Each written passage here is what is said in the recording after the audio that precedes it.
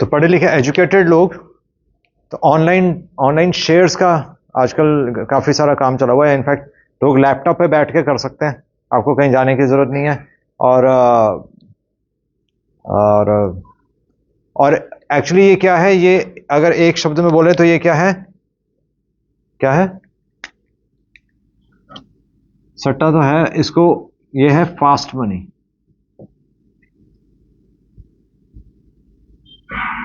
है ना। इसलिए इसका दूसरा नाम क्या है, गैम्बलिंग भी है, ये जुआ है, जुआ। कि आप कंपनी के शेयर्स पहले बढ़ रहे हैं, जिसके बढ़ रहे हैं, जैसे सोने का रेट नहीं बढ़ता, तो आपको पता है सोने का रेट बढ़ रहा है, तो सोने का रेट तो कभी कभी बढ़ता है ना पर इसका तो रेट हर हर दिन रेट चेंज होता है।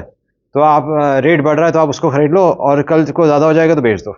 आपने 100 शेयर खरीदे तो वो आपने परचेज करके लिए, वो उसके 10 रुपीज़ एक्स्ट्रा हो गए तो आपने अगले दिन बेच दिए, तो आपको 10 रुपीज़ पर शेयर के पीछे 100 रुपये इमीडिएट इंस्टेंट आपके अकाउंट में ट्रांसफ़र हो गया, ऐसे करके। और अगर कम हो गया तो आपको लॉस हो गया।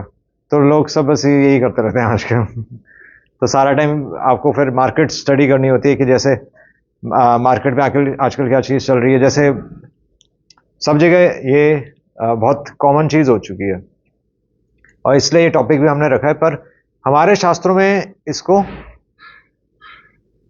ये गैम्बलिंग है, क्योंकि शेयर्स बढ़ भी सकते हैं और गिर भी सकते हैं। मतलब ये मार्केट में फ्लक्चुएशन है बहुत ज़्यादा, है ना।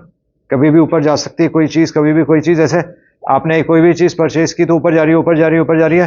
तो जब वो एकदम से, मान लो किसी ने 1 लाख शेयर खरीद लिए, तो वो देखेगा ऊपर जा रही है, ऊपर जा रही है, तो एकदम से 1 लाख शेयर बेच देगा। जब उसने अपने सारे शेयर बेच दिए तो हो सकता है वो क्रैश कर जाए, तो बाकी सब तो डूब गए ना उसको प्रॉफिट हो गया, पर बाकियों को फिर नुकसान हो जाएगा। बाकी सब सोच रहे होंगे कि और बढ़ेंगे और बढ़ेंगे और बढ़ेंगे, उसने एकदम से बेच दिए। तो ऐसे इसलिए ये क्या है, ये है गैम्बलिंग है, जुआ है। पर इस पे फास्ट मनी है। और चक्कर ये है कि आजकल हर कोई फास्ट मनी चाहता है। आज जॉब से आप कितना, यूजली पहले जो सब लोग जॉब करते थे, जॉब से बिजनेस, बिजनेस में ज़्यादा मनी है तो लोग बिजनेस करते हैं। पर ये जो चीज़ आ गई, एक तो ये है कि आपके टेबल पे है, आपके कंप्यूटर पे ही आप कर सकते हो, इंटरनेट, फ्री एक्सेस है इंटरनेट का, है ना। और दूसरा, आप कभी भी उसको मतलब कंफर्टेबल है और मार्केट फ्लक्चुएट करती है, बट आप रिस्क है। बट पॉइंट ये है कि इसमें रिस्क है, इसलिए ये गैम्बलिंग है, जुआ है ये। फास्ट मनी है, पर क्या है साथ में, रिस्क है बहुत बड़ा। पर इससे आएगा क्या, इससे धन आएगा, बहुत सारा धन आता है, इसलिए लोग नोट,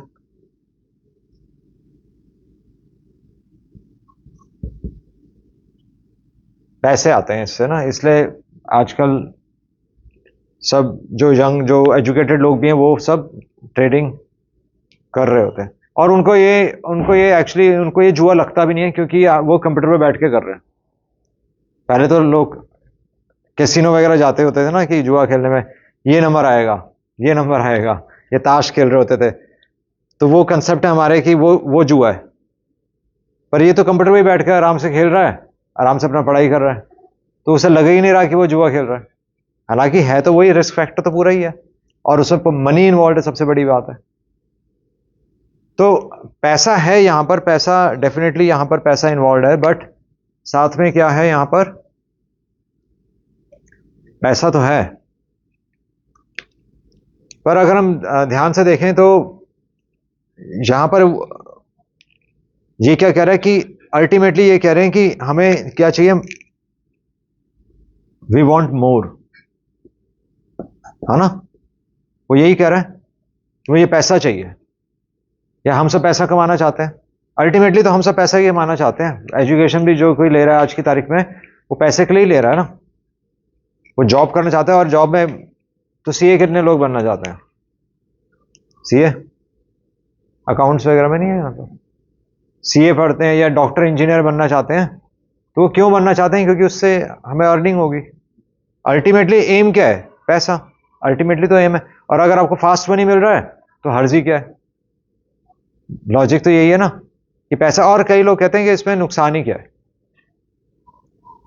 तो ठीक है, पर हमें यह देखना है कि वो कह रहा है कि मोर, पर हम एक कंसेप्ट दे रहे हैं।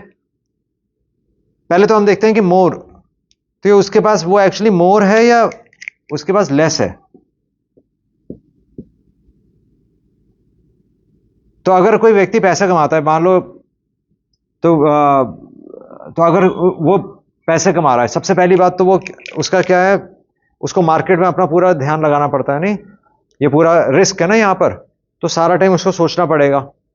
तो सोच सोच के उसके पास एक्चुअली क्या मोर क्या है उसके पास, मोर स्ट्रेस।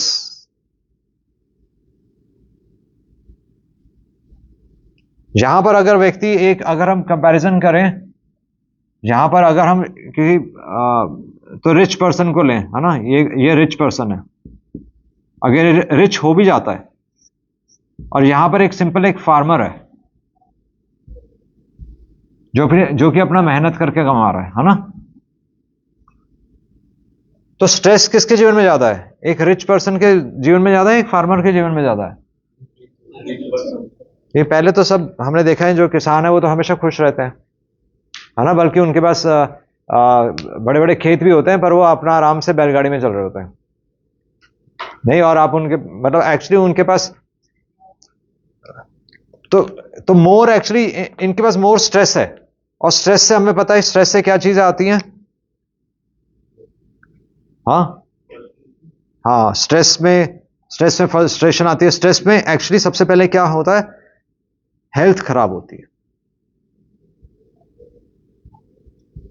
पैसा तो है उसके पास, पर हेल्थ खराब होती है। हेल्थ कैसे खराब होती है, स्ट्रेस से ही उसको क्या आएगा, ब्लड प्रेशर, शुगर, है ना, बल्कि हार्ट डिजीज। ये सब एक किसान को तो नहीं होते। किसान को तो कभी नहीं सुना ना कि उसको ब्लड प्रेशर हो रहा है, उसको शुगर हो रहा है। किसान तो हमेशा, बल्कि इसकी हेल्थ अच्छी होती है, इसके पास भी मोर है।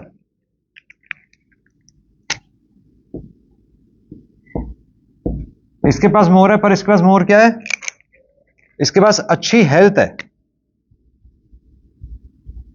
इसके पास अच्छी हेल्थ है, इसके पास अच्छी स्लीप है,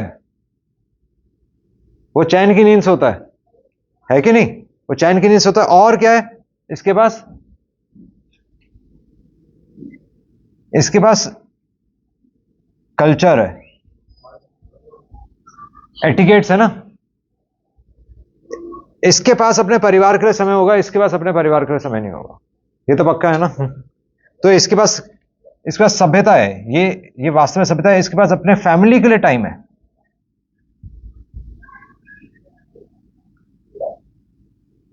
अब पैसे चाहे इधर ज्यादा हैं, ठीक है, पर पैसे के साथ क्या आ रहा है, स्ट्रेस आ रहा है। यहां पर चाहे पैसे उसके पास कम है, पर वो खुश है। एक सरल व्यक्ति हमेशा खुश रहता है ना, वो, और अल्टीमेटली वो सेटिस्फाइड रहता है, हैप्पी और सेटिस्फाइड है। बल्कि आजकल हम देखते हैं, पहले मतलब आजकल तो किसान थोड़ा सा ज्यादा, थोड़ा ट्रैक्टर वगैरह का सीन आ गया, नहीं तो पहले, अब से 10-15 साल पहले तो इतना नहीं, 20 साल पहले इतना नहीं था ना। अगर हम एक पीढ़ी पीछे चले जाएं तो सब जो हमारे दादा वगैरह थे वो सब संतुष्ट रहते थे, खुश रहते थे, है ना। बल्कि पैदल चलकर ज्यादा, उनकी हेल्थ ज्यादा, उनकी फिजिकल हेल्थ भी अच्छी है हमसे, उनकी हेल्थ हमसे अच्छी है। हमारे पास क्या नहीं, हमारे पास एयर कंडीशन है, सब कुछ है, गाड़ी भी है। पहले तो गाड़ियां नहीं होती थी, पर उसके बाद भी हेल्थ खराब किसकी है, हमारी हेल्थ ज्यादा खराब है, उनकी हेल्थ थोड़ी खराब है। वो तो अपना 80-80, 90-90 साल तक जीकर चले गए, है ना, और बल्कि खुशी खुशी गए। कोई उनके पास ऑडी वगैरह नहीं होती थी, नहीं, कोई ऑडी नहीं, बल्कि अपना आराम से। तो इसलिए बस उन्होंने ये चीज कमाई है। हम क्या, हम पैसे से क्या कमा रहे हैं, स्ट्रेस कमा रहे हैं। तो स्ट्रेस से बीमारियां आ रही हैं, और बीमारी से फिर हम अपनी फैमिली को टाइम नहीं दे पा रहे, फ्रस्ट्रेशन है ना, और क्या है, और फ्रेंड्स हैं, पर सोशल मीडिया है यहां पर, ठीक है, उसने पास सोशल मीडिया आ गया, पर सोशल मीडिया में क्या है, सब कुछ वर्चुअल है, वर्चुअल है ना। उसके फ्रेंड्स भी वर्चुअल है, फ्रेंड्स भी कोई नहीं है देखा जाए तो, तभी तो वो अकेला फोन पे लगा रहता है। फोन पे लगे रहने का मतलब ये है कि जरूरत के समय आपके पास कोई नहीं होगा, नहीं, उसका नाम ही वर्चुअल वर्ल्ड है। या हम आर्टिफिशियल इंटेलिजेंस की बात करते हैं तो आर्टिफिशियल इंटेलिजेंस क्या है, उसका नाम ही आर्टिफिशियल इंटेलिजेंस है, जो आर्टिफिशियल है मतलब रियल इंटेलिजेंस नहीं है। रियल इंटेलिजेंस एक व्यक्ति, एक विजडम इनके पास होता था, है ना। तो इसलिए हमें समझना है कि इस व्यक्ति के पास पैसा जरूर उसके पास ज्यादा है, पर उसके पास उसने क्या लूज किया, उसने अपनी हेल्थ लूज की, उसने अपना टाइम लूज किया, और अल्टीमेटली वो क्या यू लूज कर रहा है, इन सब से वो क्या कर रहा है, वो पैसा गलत तरीके से कमा रहा है। सबसे बड़ी बात क्यों, ये शास्त्रों में मना क्यों है, इसको एक्चुअली पाप क्यों बोला गया है, यह जुआ मना क्यों है, हमें कोई बता सकता है? अभी हमने डिस्कस भी किया, वैसे जुआ गलत क्यों है? इस पर तो कोई झूठ नहीं बोल रहा, वो तो अपना शेयर खरीद रहा है, शेयर बेच रहा है। हाँ, तो क्या उस पर पाप क्या है? पाप क्या है? पाप समझ में आ गया ना? पाप मतलब भगवान मना ही कर रहे हैं कि अधर्म है वो, जुआ नहीं खेल सकते आप, मना ही है, शास्त्रों में मना ही है।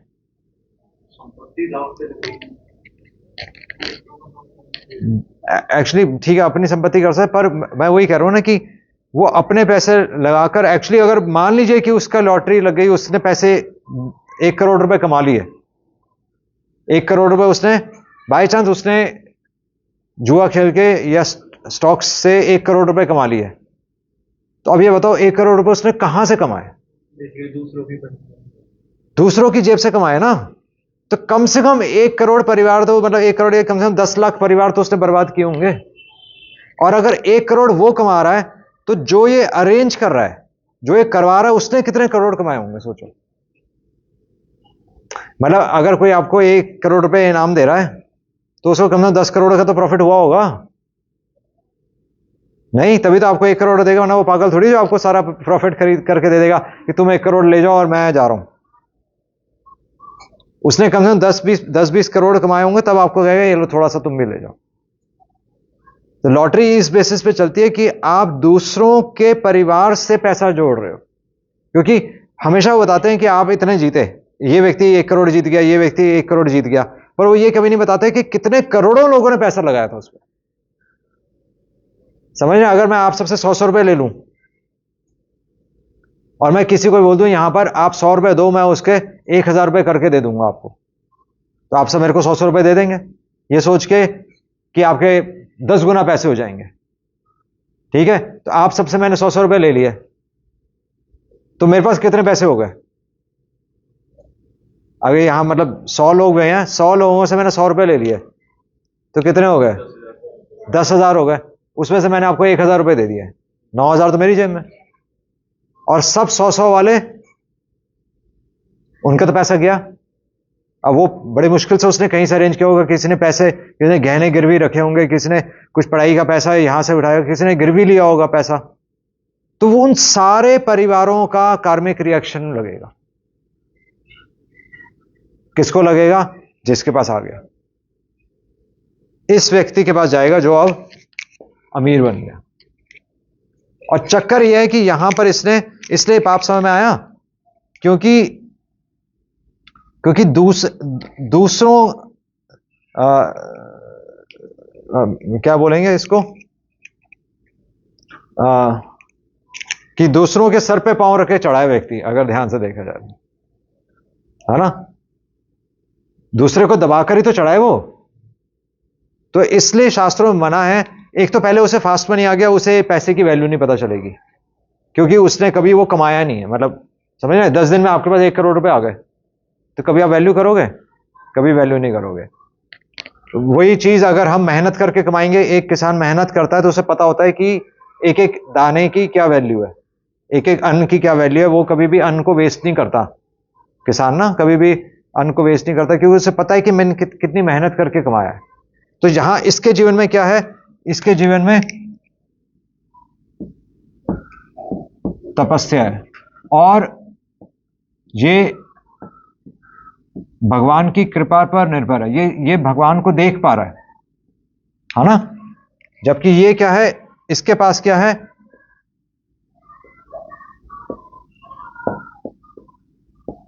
इसके पास अहंकार है कि मेरा पैसा है। तो ये व्यक्ति इसके अंदर कभी भी टॉलरेंस नहीं आएगी, क्योंकि पैसा एकदम से अमीर बन गया ना, तो इसमें कोई टॉलरेंस नहीं होगी।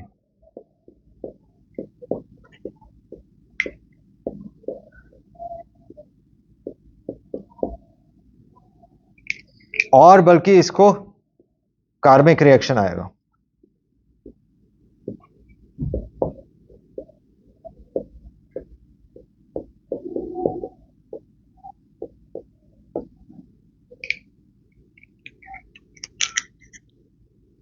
ठीक है, इस व्यक्ति के जीवन में तपस्या है, ये भगवान की कृपा पर निर्भर कर रहा है, ये धर्म से चल रहा है, तो ये इसको भगवान ने ये सारी चीजें दी हैं। दोनों की लाइफ में फर्क है। तो हालांकि पैसा जरूर ज्यादा है, पर यह व्यक्ति कभी भी पैसे का आदर नहीं कर पाएगा, इसलिए कभी भी किसी को आदर नहीं दे पाएगा। अहंकार है ना।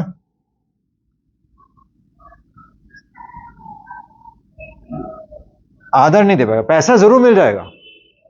अभी हम बात करें कि इसको पैसा मिल गया, अल्टीमेटली एम तो यही था ना, मनी। इसको मिल भी गया पैसा, पर हम कह रहे हैं कि पैसे के बाद भी उसने क्या कमाया और क्या लूज किया। अपना बल्कि चरित्र ही वो खो देगा ना, तो एकदम से पैसा आ गया उसके पास। तो अगर एक मान लो एक कोई बिजनेसमैन है, तो बिजनेसमैन हमेशा अपने बेटे को बिजनेस कैसे सिखाता है? वो कहता है कि खुद ट्राई करो। नहीं, वो यही सिखाएगा ना कि तुम खुद बिजनेस करो, तुम्हें लॉस होगा तो तुम तब सीखोगे। अगर आपने सीधा उसको 1 करोड़ रुपए दे दिए, वो कभी नहीं सीखेगा, है ना। एक अच्छा बिजनेसमैन ऐसे ही करता है। तो यहां पर क्योंकि उसको एकदम से पैसा मिल गया, वो कभी भी पैसे की रिस्पेक्ट नहीं कर पाएगा, और वो हमेशा अपने झूठे अहंकार में वो चलता रहेगा, साथ में उसको रिएक्शन भी आएगा। तो इसलिए भगवान कह रहे हैं कि ये पाप है, क्योंकि अल्टीमेटली ये क्या है?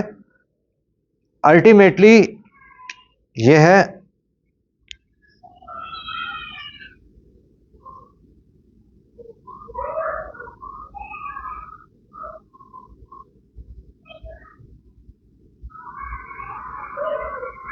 भगवान भगवद गीता में कहां कह रहे हैं? आत्म कारणात् 3.13 क्या है?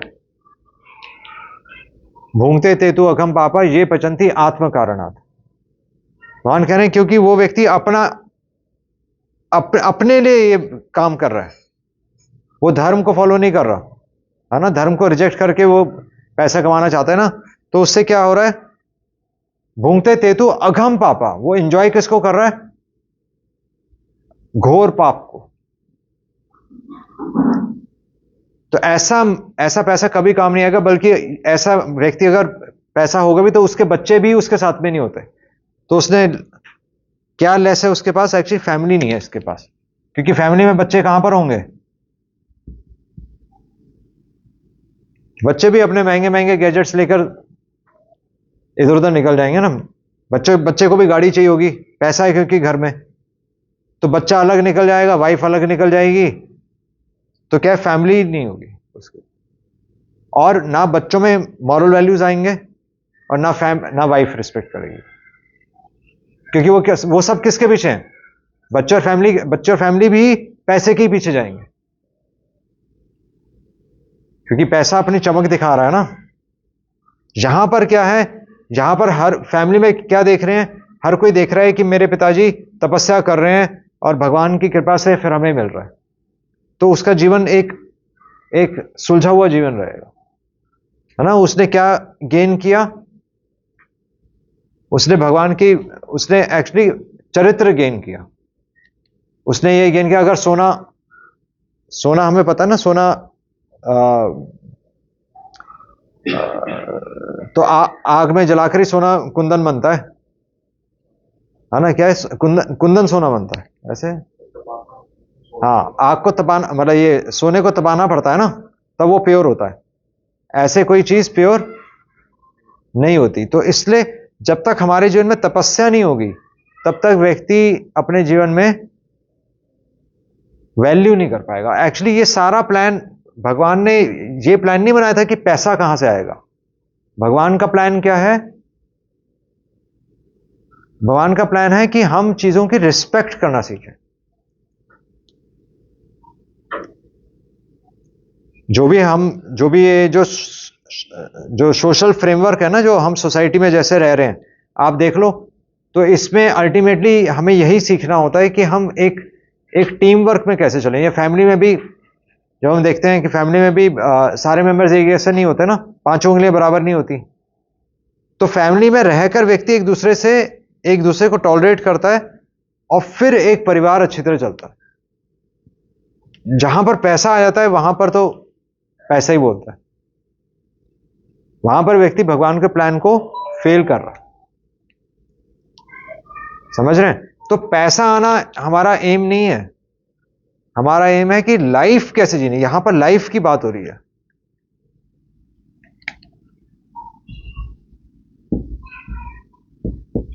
और अगर आप वैसे भी देखो तो व्यक्ति खुश कैसे रहता है? अगर आप देखो, व्यक्ति को खुश रहने के लिए क्या चाहिए? व्यक्ति को तो बारिश की बूंदों से भी व्यक्ति खुश हो जाता है। नहीं, उसके लिए पैसे की जरूरत तो नहीं होती।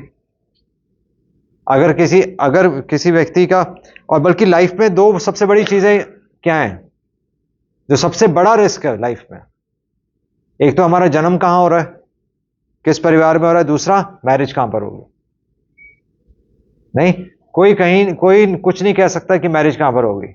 आप सारे नक्षत्र मिला लो, पर फिर भी अगर गलत पार्टनर मिल गया तो पूरी लाइफ खराब। नहीं, हम फैमिलीज में देख भी सकते हैं। तो वो सब किस पे निर्भर कर रहा है? वो सब हाथ की लकीरों पर निर्भर कर रहा है, यानी कि हमारे कार्मिक रिएक्शन पर निर्भर कर रहा है। और कर्मा, यहां पर हमारे कार्मिक रिएक्शन खराब हो रहे हैं, इसलिए व्यक्ति ये अपना भाग्य खुद लिख रहा है।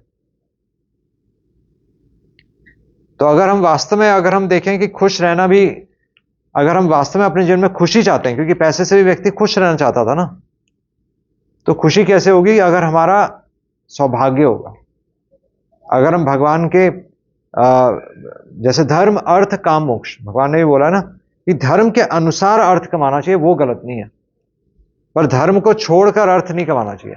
और जहां फास्ट मनी है वहां पर यानी कि धर्म छूट रहा है, क्योंकि प्लान फास्ट मनी का है ही नहीं। प्लान है तपस्या का, और तपस्या का प्लान क्यों है? ताकि हम साथ में रहना सीखें, एक दूसरे को रिस्पेक्ट करना सीखें। जब व्यक्ति मेहनत करता है, एक गरीब परिवार में थोड़ा खाना, भोजन थोड़ा होता है, पर रिस्पेक्ट हर कोई दूसरे की ज्यादा करता है। एक पार्टी में कितना खाना होता है, पर खाने की रिस्पेक्ट कोई नहीं कर रहा होता। आप देखो, तो जहां ज्यादा है वहां रिस्पेक्ट कम है, जहां कम है वहां रिस्पेक्ट ज्यादा है। तो इसलिए हम कह रहे हैं कि इस व्यक्ति के पास ज्यादा है, चाहे उसके जीवन में चीजें कम है, पर उसको रिस्पेक्ट ज्यादा है। वो एक भी दाना वेस्ट नहीं जाने देगा। जहां पर ज्यादा है वो व्यक्ति कभी कदर ही नहीं करेगा, है ना। और इसलिए भगवान भगवद गीता में भी कह रहे हैं कि जो चीज शुरू में अमृत है, आपको शुरू में जो अमृत लग रही है वो बाद में विष बन जाएगी। ठीक है, तो बाद में वही चीज विष बन जाएगी। तो शुरू में आपको अच्छा लगता है कि पैसा आ गया, या पर हम देख सकते हैं जैसे हमारे परिवारों में भी हम देख सकते हैं कि आपके फैमिलीज में कई बहुत रिच परिवार होंगे, नहीं, जो आपके फैमिली के कांटेक्ट में। आप उनका जीवन स्टडी करके देख रहे हैं, उनके जीवन में क्या होता है? उनके जीवन में सिर्फ कुत्ते होते हैं, फैमिली मेंबर्स नहीं होंगे। सीरियसली बता रहा हूं, उनके बच्चे साथ में नहीं होते, और एक कुत्ता घर में होगा जरूर, है ना। पर यहां पर हमेशा एक व्यक्ति जिसके पास धन ज्यादा नहीं है, वो हमेशा उसका परिवार उसके साथ में होगा, चाहे उसके पास कुछ भी नहीं है, पर उसका परिवार उसके साथ में होगा, है ना। और वो आदर कर रहे होंगे एक दूसरे का, ये तो जरूर है ना। हम अपने फैमिलीज में भी आसपास हम देख सकते हैं जिनका बहुत ज्यादा पैसा है, तो वो ढंग से बात भी नहीं करते, नहीं। और अगर आपके पास पैसा है तो वो अपने बच्चों को सीट खरीदवा देते हैं, कोई एमबीए की सीट खरीदवा देता है, कोई मेडिकल की सीट दिलवा देता है, तो बच्चे ने भी तपस्या नहीं की, वो कभी वैल्यू नहीं करेगा। ऐसे ही होता है ना, पैसे देखा या फॉरेन भेजना है तो पैसा दे दिया फॉरेन जाने का, पर उसने वैल्यू नहीं की, तो वही काम फिर वो बाहर जाकर उसको मेहनत करनी पड़ती है, क्योंकि प्लान तो भगवान का चेंज नहीं होगा ना। जो मेहनत करने से वो यहां बचेगा, वो बाहर जाकर मेहनत करेगा, फिर वहां जाकर समझ में आएगा मेहनत तो करनी थी। तो भगवान का प्लान है कि हम अपने जीवन में तपस्या, तपस्या मतलब सिर्फ इतना है कि हम आदर करना सीखें। तपस्या बस ये है, और कोई तपस्या नहीं है। नहीं तो किसान क्या तपस्या कर रहा है, वो तो खुशी है, उसका अच्छी नींद है, उसके पास उसकी अच्छी सेहत है, वो एक वेल कल्चर्ड है, पढ़ा लिखा कम है, पर पर वेल मैनर्ड ज्यादा है। वो, उसको पता है पानी कैसे पीना है, उसको पता है कि सुबह उठकर स्नान करना है। आजकल तो बच्चे सुबह उठकर स्नान भी नहीं करते ना, हालांकि मोटर लगी हुई है, मोटर लगी हुई है, साथ 24 घंटे पानी आ रहा है, पर स्नान ही नहीं करेंगे। तो पैसे का फायदा नहीं है।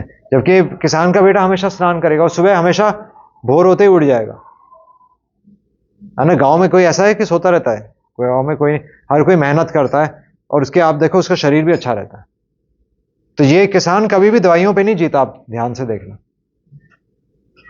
ये व्यक्ति हमेशा दवाइयों पे जीता है, कभी बीपी की दवाई खा रहा है, कभी शुगर की दवाई जा रहा है, कभी हार्ट पेशेंट है ना। पैसा है पर खा नहीं सकता, पैसा है पर घूम नहीं सकता, किसके साथ घूमेगा? परिवार तो है नहीं। और अगर परिवार साथ में है तो परिवार उसके साथ में नहीं है, उस परिवार उसके पैसे के साथ में है ना। इसलिए भगवान कह रहे हैं कि ये समझो कि हमारा लक्ष्य फास्ट मनी नहीं है, हमारा लक्ष्य है संतुष्टि, और हमें जो मिला है उसका हम आदर करें, ठीक है। इसलिए हमेशा हमें हमें हाई पेइंग जॉब के लिए नहीं जाना हमेशा। यूजली हम, कभी कोई दिल्ली चला जाता है, कभी कोई बैंगलोर चला जाता है ना, कि वहां हमें पैसे ज्यादा मिलेंगे। पैसे तो ज्यादा मिलेंगे, लोग दुबई चले जाते हैं, पैसे ज्यादा मिलेंगे, पर आप अपने परिवार से ही दूर हो गए। वहां खाने के लिए कोई पूछने वाला नहीं है, कोई कोई आपको पूछने वाला नहीं है। वहां पर बस आप मशीन की तरह काम करते रहोगे, घर पे पैसे भेजते रहोगे, यही हो जाएगा। फॉरेन में आपको अनाज ही खाने के लिए नहीं मिलेगा, वहां ब्रेड खानी पड़ेगी, फ्रिज में ठंडी रोटियां गर्म करके खानी पड़ेंगी, तो उसका कोई बेनिफिट नहीं है। आपने आपने अपने परिवार ही छोड़ दिया सिर्फ पैसे के लिए, है ना। तो इसलिए बिजनेस हमारा नहीं है, बिजनेस भगवान का बिजनेस समझना है कि भगवान का बिजनेस क्या है और हमें मनुष्य जन्म से क्या सीखना है, ठीक है। ठीक है, तो बस ये है। और इसलिए जीवन की खुशी छोटी छोटी चीजों में है। एक्चुअली यहां पर हमें, हमारा स्लोगन है यहां पर, ये दिल मांगे मोर, ये कह रहा है कि दिल मांगे मोर, और ये कह रहा है कि लेस इज मोर।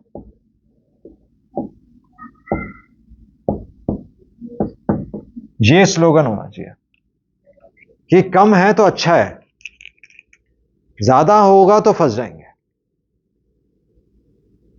कम महंगा फोन है तो आपका दिमाग ठीक रहेगा, ज्यादा महंगा फोन है तो दिमाग खराब होगा। नहीं, ऐसा नहीं होता। छोटी गाड़ी है तो आप खुश रहोगे, बड़ी गाड़ी लाओगे तो आप जब तक 10 लोगों को दिखाओगे नहीं, घुमाओगे नहीं, फायदा क्या? मतलब आप दूसरों के लिए जीते रहोगे, फिर दूसरों को दिखाने के लिए। तो इसलिए लेस इज मोर। आपको सुबह संतुष्टि का मिलती है जब सुबह पार्क में जाते हो। आपने इतना महंगा घर बनाया, 1 करोड़ का घर बना लिया, पर संतुष्टि कहां मिलती है? पार्क में जाकर। नहीं, ऐसा नहीं है। संतुष्टि कब मिलती है? जब आप बारिश की बूंदे के नीचे खड़े होते हो। तो छोटी छोटी चीजों में संतुष्टि है, बड़ी बड़ी चीजों में संतुष्टि नहीं है। बड़ी बड़ी चीजों में तो स्ट्रेस है, जिससे हेल्थ हमारी खराब होती है, ठीक है। कोई प्रश्न किसी का? क्योंकि हम देख सकते हैं कि ज्यादातर व्यक्ति छोटी गाड़ी का आपने एग्जांपल लिया, वो ये सोचते हैं कि छोटी गाड़ी है हमारी बड़ी होगी, हाँ, ये कैसे इसको समझाएं या फिर अध्यात्मिक दृष्टि से क्या? आध्यात्मिक दृष्टि से कुछ नहीं है। एक व्यक्ति को ये एक एक समझदार व्यक्ति, उसको पता होता है कि वो जितना हल्का चलेगा, जितना जितना उसके पास चीजें कम होंगी, उतना वो उसके तो एक्चुअली उसका उतना बर्डन कम है उसके ऊपर। नहीं समझ रहे हैं? अगर आपकी जेब में महंगा फोन है तो आपका सारा ध्यान तो फोन पे ही रहेगा ना, आपकी इंटेलिजेंस जीरो हो गई। तो इसलिए आपने अगर बड़ी गाड़ी ले भी ली तो आप यहां बैठे होगे, सोच अपनी गाड़ी के बारे में रहोगे कि मैंने गाड़ी सही पार्क की कि नहीं की, कोई मार तो नहीं जाएगा। नहीं, ऐसा नहीं होता। या आप कोई बहुत ही महंगे कपड़े पहन कर आओ तो सारा ध्यान कहां होता है? कपड़ों पे ही होगा, अरे कपड़े ना खराब हो जाए। तो भगवान ने इतनी इंटेलिजेंस दी है, पर वो हम क्या है, वो हम चीजों में लगा देते हैं। जो मनुष्य जन्म दिया उसका हम एम नहीं समझ रहे ना। तो गाड़ी तो चलो अपने आप में महंगी है, अच्छी भी होगी, तो पॉइंट है कि हमारी सारी इंटेलिजेंस उसमें चली गई। मनुष्य जन्म की जो सारी इंटेलिजेंस थी, हम जिस पर्पस के लिए यहां पर आए थे वही डिफीट हो जाएगा ना। या आप सोच उधर रहे हो। इसी तरह मनुष्य मतलब संसार में आया है कुछ जिज्ञासा करने के लिए कि मेरा जन्म क्यों हुआ है। अगर हम इन चीजों में फंस जाएंगे तो हमारी इंटेलिजेंस उसी में लगी रहेगी। आहार निद्रा भय मैथुन, खाने पीने में सिर्फ लगी रहेगी। इसलिए मनुष्य जीवन क्यों मिला है, उस पे हमें सोचना है ना। उसके लिए क्या है, उसके लिए आप सिंपल कपड़े पहनो तो फिर आपको मतलब एटलीस्ट आप सोच सकते हो कि मुझे करना क्या है ना। आपका माइंड फ्री होगा ना, ये इन चीजों से आप ऊपर उठ जाओगे। जैसे कोई ट्रैवल भी करता है, अगर आप कहीं घूमने जाओ तो एक हाथ में सूटकेस, दूसरे हाथ में सूटकेस, मतलब कहीं पर भी आप विजिट करने जाओ, मान लो आप कोई फोर्ट देखने के लिए जा रहे हो, कोई महल देखने के लिए जा रहे हो, तो क्या सूटकेस हाथ में कैरी करके जाते हो? आप चाहोगे ना कि सूटकेस में साइड में रखूं और मैं फिर एंजॉय करूं। तो जब आप हल्के होगे तभी आप चीजों को एंजॉय कर सकते हो। ज्यादा सामान उठाकर चीजों को एंजॉय नहीं कर सकते, है कि नहीं? इसलिए ट्रेवल लाइट, ये विजडम यही कहती है कि जितना लाइट ट्रेवल करोगे उतने आप खुश रहोगे, उतनी आपको अच्छी नींद आएगी। ठीक है। कई व्यक्ति कहते हैं कि एक नई चीज इस आजकल जो होती है एसआईपी, सिस्टमैटिक इन्वेस्टमेंट प्लान, जिसको म्यूचुअल फंड भी कहा जाता है, या फिर एक और नई चीज है कि ये तो आप जो बता रहे हैं कि ऑनलाइन ट्रेडिंग, फास्ट मनी, इसे कहते हैं इंट्राडे या फिर फ्यूचर एंड ऑप्शन। एक नई चीज है कि लॉन्ग टर्म इन्वेस्टमेंट, 20-25 साल इन्वेस्टमेंट, ये सब कुछ। तो इसके बारे में क्या आप? वो लॉन्ग टर्म इन्वेस्टमेंट में आई थिंक पहली बात तो उसमें वो तो सिर्फ ये हो गया कि आप गुल्लक में पैसे डाल रहे हो। आई थिंक जहां तक मेरे को समझ में आता है, एसआईपी तो वही है ना, स्मॉल इन्वेस्टमेंट प्लान, कि जैसे आप हर महीने आप 5 रुपए जमा करते रहो 25 साल के लिए, है ना। तो म्यूचुअल फंड क्या करते हैं कि शेयर हम खरीद लेते हैं एक कंपनी के, पर हम लॉन्ग टर्म कर रहे हैं, और इसमें जनरली होता है कि फायदा ही फायदा होगा, 99% चांसेस है कि ऐसे फायदा होगा। तो इसके क्या आपका विचार है, या फिर प्रभुपाद जी इसके बारे में क्या बताना चाहते हैं? प्रभुपाद का ऐसा कुछ डायरेक्ट तो मेरे को ध्यान में नहीं आता, बट रिस्क हमें देखना पड़ेगा। पॉइंट यह है कि अगर आपने कहीं इन्वेस्ट किया, अगर आपका माइंड उधर जा रहा है, अगर आप बार बार उस बारे में ही सोच रहे हैं, तो यानी कि रिस्क है उसमें।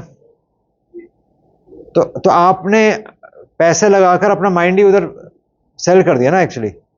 हाँ, अगर कहीं पर आप जैसे 5 रुपीज पर मंथ अगर आप कहीं जमा ही कर रहे हैं, जैसे बैंक में भी हम देते हैं, तो उसमें व्यक्ति को कोई वो नहीं होता कि कोई रिस्क फैक्टर मिनिमल होता है।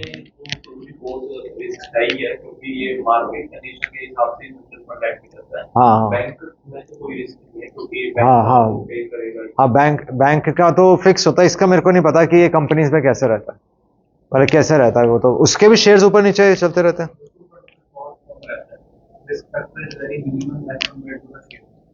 हाँ, शेयर का तो मतलब व्यक्ति को हर दिन उसको न्यूज में बैठना पड़ता है, उसको सोचना पड़ता है कि ऊपर गया नीचे गया। तो ये तो गैम्बलिंग है ही। तो गैमलिंग का जितना ज्यादा फैक्टर होगा, जितना ज्यादा रिस्क फैक्टर होगा, बस वो चीज उतना ही ज्यादा पाप है ना। और लॉन्ग टर्म प्लानिंग में जमा करना, वो तो चलो थोड़ा बहुत तो मिनिमल तो कर सकते हैं, वो तो शायद आई थिंक, क्योंकि घर पे कोई रख नहीं सकता आजकल मनी, और वो बैंक में तो उसे रखना ही है।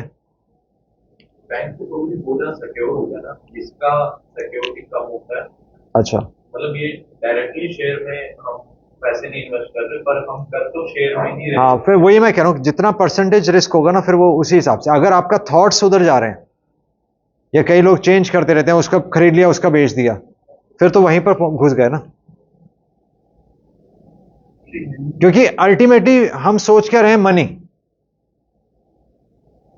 हमारे शास्त्र क्या कहते हैं कि आप मनी मत सोचो, आप ये सोचो कि आपने समय का क्या किया। मनी इज नॉट इंपॉर्टेंट, क्योंकि मनी तो पहले भी लोग कमा सकते थे। वो कह रहे हैं कि जीवन, मनुष्य जन्म कीमती है, इसलिए ये बात हो रही है।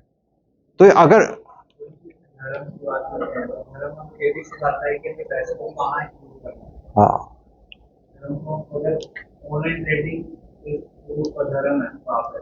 तो इससे जो धर्म है वो हमें ये भी बता रहा है कि मैं पैसे को हाँ, कहाँ पर लगाना है। कहाँ पर लगाना है वो तो, और इसलिए ये भी लिखा है कि जितना एक्चुअली शास्त्रों में उसका प्रिंसिपल दिया है कि ईशावास्यम इदम सर्वम, कि आपका पैसा है ही नहीं। क्या सबसे मेन कंसेप्ट यही है कि वो पैसा भगवान का था, जितनी जरूरत हो आप उतना एक्सेप्ट करिए, और फिर भगवान के काम में लगाइए उसको, क्योंकि आप कहीं लगा रहे हैं वो तो फिर अपने लिए ही हो गया ना।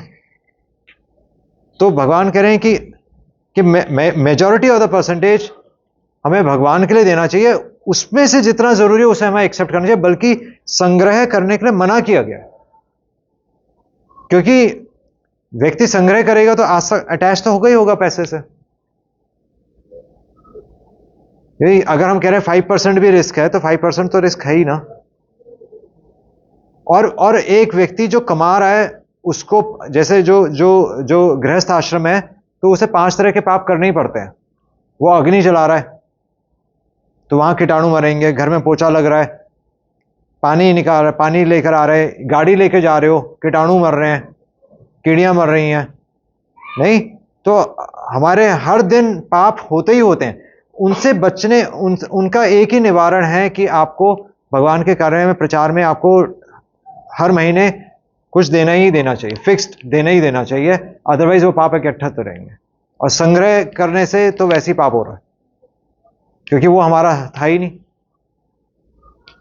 है ना। इसलिए बोल रहे थे कि वैष्णवों को आप घर पे बुलाओ और भगवान का कुछ मतलब भगवान के प्रचार में उस मनी को यूज करें, नहीं तो हम ही अटैच हो जाएंगे पैसे से, क्योंकि वो पैसा तो बिल्डअप हो ही रहा है, पैसा तो बिल्डअप हो ही रहा है। और वो किसका पैसा है फिर? वो मेरा पैसा है, तो मैं अटैच हो ही रहूंगा उस पैसे से। इसलिए बल्कि ये प्रमोट किया जाता है कि आप दान दो, ताकि आपको लगे कि इतना मैं कमाई क्यों रहा हूं जब मैं दे रहा हूं। फिर व्यक्ति कहेगा मैं कम काम करता हूं जब मेरे को देना ही है, और वो फिर अपने लिए समय बचाएगा,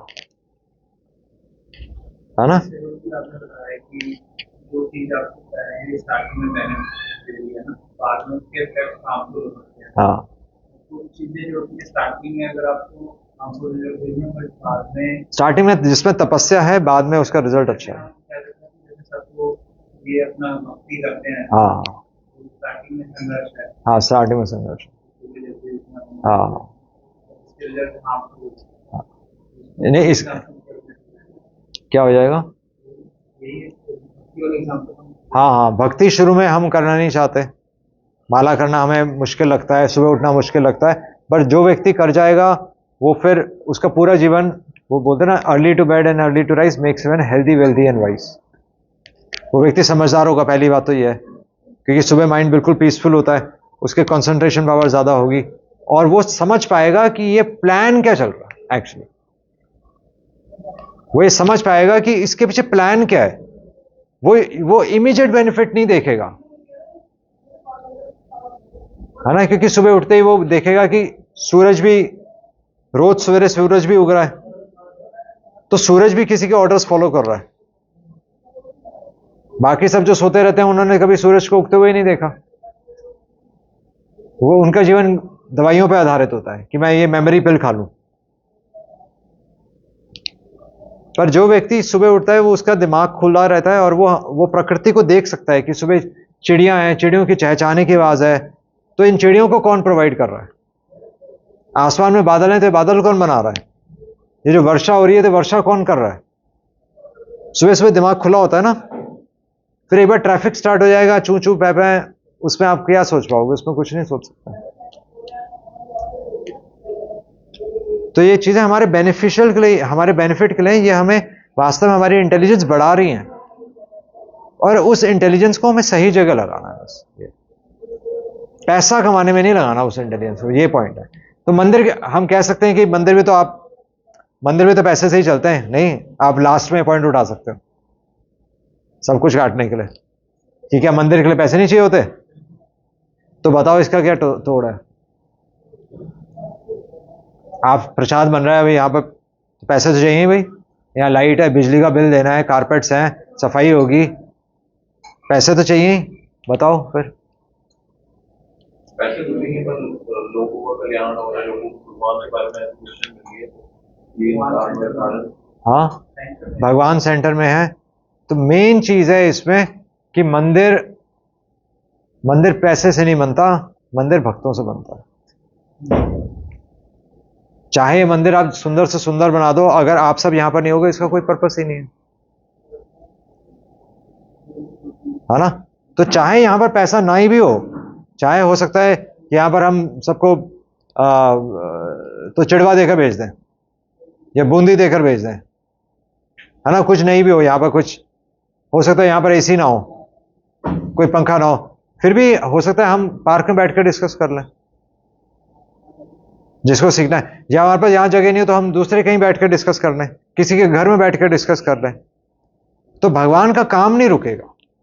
इसलिए मंदिर भक्तों से बनता है, पैसा जरूरी नहीं है।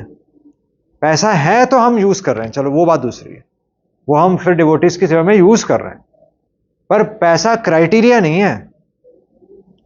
क्योंकि पहले तो पेड़ के नीचे बैठ के ही कथाएं होती थी, है ना। और बल्कि आज आप देखो जो बड़े से बड़े मंदिर हैं वो सब खाली रहते हैं, और किसके लिए यूज हो रहे हैं? मैरिज पर्पसेस के लिए, मैरिज हॉल। समझ रहे मंदिर किस हद तक डिग्रेड हो चुका है कि वहां पर शादी के लिए हॉल यूज हो रहा है। मतलब वहां भगवान का भी गुणगान नहीं हो रहा, वहां भगवान का गुणगान नहीं हो रहा कहीं पे। मंदिर का प्रेमिसेस शादी के लिए लिया जाता है, ये थोड़ी कि वहां पर भगवान है इसलिए वहां शादी हो रही है। वहां जगह है इसलिए मंदिर में शादियां होती हैं, वरना कौन जाएगा मंदिर में शादी कराना? रियलिटी मैं बता रहा हूं आपको। और बल्कि वहां गाने के चलते हैं, अगर वहां भगवान की प्रेजेंस वो फील करेंगे तो कभी मंदिर में गाकर कोई बॉलीवुड के गाने चलाएगा? और चलते हैं, बताओ। तो ये क्या है? ये डिग्रेडेशन है, ये डिग्रेडेशन है। एक्चुअली ये कुछ नहीं है, ये तो हम ये कर रहे थे, पर ये क्या है? ये एडवांसमेंट ऑफ फुलिशनेस है। ये एडवांस सिविलाइजेशन नहीं है कि हम ऑनलाइन ट्रेडिंग कर रहे हैं, हम वर्क फ्रॉम होम कर रहे हैं। वो वर्क फ्रॉम होम एडवांसमेंट नहीं है, वो वर्क फ्रॉम होम है कि आप 24 घंटे हमसे बंधे रहो। पहले व्यक्ति सुबह से 5 बजे घर आ जाता था और बिल्कुल फ्री होता था, नहीं। अब क्या है? 24 घंटे कभी भी फोन आ सकता है। व्यक्ति तो बंद गया ना फोन से, मतलब यानी कि उसका स्ट्रेस खत्म, एक बार भी उसका स्ट्रेस खत्म नहीं हुआ। पहले वो थोड़ी देर के लिए काम करता था, फिर घर में आकर स्ट्रेस फ्री। पर अब क्या है? अब उसको और बांध दिया। अब आपका रेडी टू ईट फूड है। अब आप कहोगे तो एडवांस टेक्नोलॉजी है, ready to eat food. Ready to eat food advance technology है, पर ready to eat advance technology नहीं है, क्योंकि आपने सारी मर्यादाएं छोड़ी और जब आपको भूख लगी आपने गर्म करके खा ली। तो आपने एक्चुअली खाने का आदर ही भूल गए, नहीं।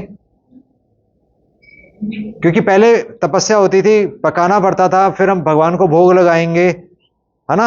आप एक नियम में बंधे रहते थे तो आपको पता है कि मेरे को रूल्स फॉलो करने हैं, पर अब क्या है, जब भूख लगी निकाला, चिप्स निकाले खा लिए। वो क्या, वो डिसरिस्पेक्ट है बॉडी की, बॉडी की डिसरिस्पेक्ट है। वो तो जानवर है कि जानवर को जब दिखाओ वो खा लेता है, मनुष्य का थोड़ी है कि जब दिखाओ वो खा लेता है। मनुष्य कहता है कि नहीं नहीं मैं खाना खाकर आया हूं, मेरा पेट भरा हुआ। ये थोड़ी कि घर में खाकर आया यहां पर भी खा लिया, है ना। ये रात में 12 बजे भूख लगी निकल के खा लिया। सूरज, भगवान ने सूरज बनाया, चांद बनाई, इन सब का क्या मतलब है, सूरज से डाइजेशन होती है। जब सनसेट हो गया तो आपकी डाइजेशन बिल्कुल डाउन हो गई। जब सनसेट हो गया तो आपकी क्योंकि अग्नि है, बाहर अग्नि है, अंदर अग्नि है। जब सूरज ढल गया तो अंदर की अग्नि बिल्कुल मंद हो गई है। तो जब आप खाओगे तो ठीक है, आप खा तो लोगे पर वो फैट में कन्वर्ट हो जाएगा और फिर पेट बाहर आएगा, क्योंकि हजम नहीं हुआ। फिर क्या, शरीर मोटा हो जाएगा, ताकत जीरो। यही हो रहा है, आप देख लो, सबके शरीर बड़े बड़े हो चुके हैं पर अंदर से सब खोखले हैं। तो इसको क्या बोलते हैं, इसको बोलते हैं एडवांसमेंट ऑफ फुलिशनेस।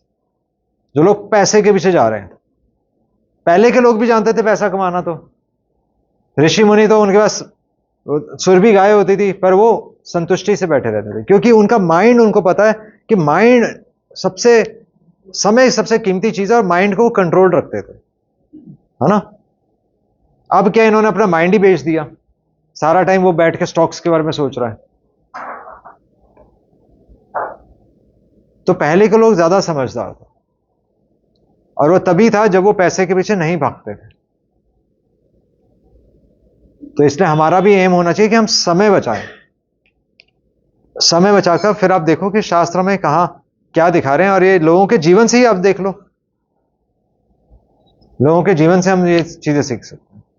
ठीक है, प्रभु जी, हम देख सकते हैं कि पहले के लोगों को के जीवन में भी बहुत तपस्या होती थी, जैसे फिजिकल और मेंटल तपस्या होती थी कि सीड्स को चुनना, काफी कुछ ऋतुओं को समझना, मतलब राइस लगाना या हाँ वीट लगाना, सब कुछ सोचना, काफी कुछ अध्ययन करना, क्योंकि फार्मिंग भी एक स्किल है, एक तरीके से अध्ययन करना। पर आज के लोग, आज के जीवन में भी लोगों के जीवन में ऐसे समस्या है, क्योंकि वो मेंटली तो सोच ही रहा है ये बढ़ेगा, कम होगा, कब खरीदूं, कब बेचूं। तो मेंटली तो बहुत ही तपस्या कर रहा है, मतलब तपस्या मतलब इन द सेंस कि वह बहुत ज्यादा सोच रहा है और टाइम भी लगा रहा है, सब कुछ कर रहा है। फार्मर भी बहुत ज्यादा टाइम लगा रहा था पहले के जीवन हाँ में, हाँ पहले के लोग, ये भी बहुत ज्यादा टाइम लगाने की कोशिश कर रहा है। तो तो पहले, हाँ मैं समझ गया कि पहले पहले भी लोग मेहनत कर रहे थे, अपना माइंड, पहले भी लोग एनर्जी तो लगा ही रहे थे, आज भी ये एनर्जी है, मेंटल एनर्जी लगा तो रही है। तो पॉइंट ये कि पहले भगवान के प्लान में, एक किसान भगवान के प्लान में मर्ज हो रहा था, वो भगवान के प्लान को समझकर उसके अकॉर्डिंगली जीवन जीता था। यहां पर व्यक्ति अहम करता अहम भोगी है कि मैं पैसा कमाऊंगा और मैं भगवान बन जाऊंगा। फर्क है ना, यहां का पहले का जो किसान है वर्षा के अनुसार और ऋतुओं के अनुसार सीड्स डालता था। तो तपस्या करना तो वो तो भगवान कह ही नहीं, तपस्या होना चाहिए जीवन में, यज्ञ तपा दान, तो ये तो हमारे जीवन में हमेशा होने ही चाहिए। बट वो भगवान की प्रेजेंस महसूस करके और भगवान से डायरेक्शंस लेके धर्म के अनुसार अपना अर्थ कमाता था, तो वो गलत नहीं था, है ना। और बल्कि अपने पूरा कुटुंब के बारे में सोचता था और अगली पीढ़ी के बारे में भी सोचता था और सही शिक्षा भी देता था। अब ये व्यक्ति क्या है, अपने परिवार को छोड़कर ये सिर्फ पैसा कमा रहा है, अपने परिवार को छोड़कर, मैं लिटरली मैं बता रहा हूं, मैंने एजुकेटेड लोगों को देखा है वो अपने परिवार के बारे में ना सोचकर शेयर्स के बारे में सोच रहे हैं। तो वो क्या है, बिल्कुल आत्म कारणात है, जो कि पाप है, क्योंकि वो अपना धर्म छोड़ रहा है। धर्म में पैसा कमाना नहीं है ना। तो पैसा तो एक्चुअली, पैसे के साथ तो 15 अवगुण साथ में आ जाते हैं। जहां पैसा है वहां आपके झूठे फ्रेंड्स बनेंगे, जहां पैसा है वहां पर द्वेष आएगा, जहां पैसा है वहां पर भय आएगा नहीं, और जहां पैसा आप उसको डबल करने की कोशिश करोगे वहां चोरी आएगी। पैसा है तो आप उसको डबल भी करोगे ना, कहीं तो इन्वेस्ट करोगे, और सही जगह इन्वेस्ट करोगे तो कम आपको रिटर्न्स मिलेंगे, इसलिए लोग गलत जगह इन्वेस्ट करते हैं ताकि ज्यादा रिटर्न्स मिले। लालच बढ़ेगा, लोभ। भगवान कह रहे हैं ना कि कामः, क्रोध तथा लोभश्च, ये तीन क्या है? नरक के द्वार। भगवान भगवत गीता में कह रहे काम, गलत इच्छाएं, काम, क्रोध, और गलत इच्छाएं जब पूरी नहीं होंगी तो क्रोध आएगा और लोभ बढ़ेगा। लालच आता है, यहां पर लालच आएगा, लालच कभी खत्म नहीं हो सकता व्यक्ति का, इसलिए ये पाप। मेरा आपके प्रश्न हम देख सकते हैं कि काफी ऐसे ट्रेडिंग जैसे काफी चीजें की सॉफ्टवेयर इंजीनियरिंग, जिसमें अगर आप 8-10 घंटे काम करते हैं तो भगवान का 1 मिनट भी स्मरण आ जाए वो हो सकता। आप 24 घंटे ऐसे ही सोच रहे होंगे कि इसको ऑप्टिमाइज कैसे करूंगा या फिर इसको और अच्छा कैसे बनाऊं, इसकी टाइम कॉम्प्लेक्सिटी को मैनेज, इसको लॉग एन कैसे करूं, मतलब ज्यादा से ज्यादा जल्दी से जल्दी कैसे लोड हुए। अब फैमिली के बारे में नहीं सोच रहे तो कहीं कामों को छोड़ के हमें क्या कोई साथी काम करने के बारे में सोचना चाहिए, क्या ऐसा करना चाहिए? क्योंकि हम देखते हैं कि बेंगलोर जाना पड़ता है या फिर आपको सीधा यूएस से जाना पड़ता है, अटलांटा, ये सारी जगहों में या सिएटल। वो तो हर कोई पहुंच भी नहीं पाता, वो तो सब अपने शहर में ही रह जाते हैं। वो बात सही है कि ऐसा काम जिसमें भगवान के बारे में स्मरण बिल्कुल ही नहीं आ रहा, तो वो तो अगर ऑप्शन हो तो फिर चेंज कर सकते हैं। जैसे आपने जो सीखा है, आप सिंपल ट्यूशन्स लेके भी अपना जीवन चला सकते हैं। मतलब कितना कमाना होता है ना? तो एक आप टीचिंग जॉब भी ले सकते हैं, घर में बैठ कर वो बोले किसी इंस्टीट्यूट में ज्वाइन कर सकते हैं जो आपने सीखा हो, है ना? तो उसमें वो समय आप दूसरों से एक तो इंटरेक्ट भी करते हैं। यहाँ तो आप कंप्यूटर के आगे बैठे रहेंगे, और कंप्यूटर के आगे बैठे रहने से सिर्फ माइंड इन्वॉल्व नहीं होता, फिजिकल बॉडी भी खराब होती है, क्योंकि अननेचुरल है वो। इतना समय झुककर बैठे रहना, आगे देखते रहना, वो भी टीवी के रेस के आगे बैठे रहना, तो वो तो तामसिक ही है। तो इसलिए जहां तक पॉसिबल हो हमें एक सिंपल जॉब लेना चाहिए। उसमें भी अगर हम किसी व्यक्ति से डील करें, किसी से बात करें, तो एटलीस्ट हमारे अंदर कुछ गुण तो आएंगे। ये तो मशीन के आगे बैठे तो एक दिन हम भी मशीन बन जाएंगे। या तो वन बिट्स बाइट्स, या तो हम यस नो ब्लैक वाइट ऐसे चलते रहेंगे, या तो है ये नहीं है, तो धीरे धीरे इमोशंस खत्म हो जाएंगे। मशीन में जितना काम व्यक्ति करता है, धीरे धीरे उसके इमोशंस खत्म हो जाते हैं। किसान है जो खेत में काम करता है, उसे नजर आता है कि मेरा पौधा उग रहा है, और वो अपनी सैक्रिफाइस कर रहा है हमारे जीवन के लिए। मशीन में क्या है? मशीन में कोई इमोशंस नहीं है, आप जैसे मर्जी उसके साथ बिहेव कर लो। इसलिए वो तो तमोगुणी जॉब ही है। ठीक है। हरे कृष्णा कृष्णा कृष्णा हरे हरे, हरे राम राम राम हरे हरे। श्रील प्रभुपाद की कीर्तन करते हैं।